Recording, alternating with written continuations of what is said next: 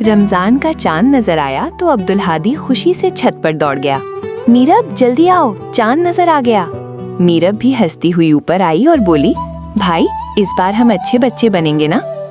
अब्दुल हादी ने मुस्कुराकर कहा, हाँ, रोजा भी रखेंगे और लड़ाई भी नहीं करेंगे। अगली सुबह दोनों बहन भाई सहरी के लिए उठे। नींद बहुत आ रही थी मगर वो खुश थे। सहरी के बाद दोनों ने नियत की और दुआ मांगी कि अल्लाह उन्हें सब्र दे। दिन के वक्त गर्मी ज्यादा थी, मीरब को प्यास लग रही थी। वो बोली, भाई चलो थोड़ा खेल लेते हैं ताकि वक्त जल्दी गुजर जाए। अब्दुल हादी ने कहा, ठीक है, मगर ज्यादा दौड़ेंगे नहीं वरना और प्यास लगेगी। दोनों घर के सहन में हल्का सा खेलने लगे। कभी गेंद एक दूसरे को देते, कभी हंसकर छुपन छुपाई खेलते।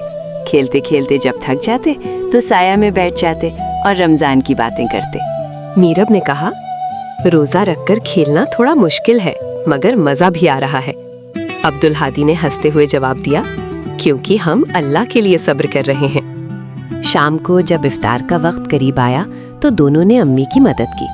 दस्तरख्वान लगाया, खजूरें रखी और पानी के ग्लास सजाए। मगरिब की आजान हुई। दोनों ने हाथ उठाकर दुआ की, या अल्लाह हमारे रोजे और हमारी कोशिश कबूल फरमा।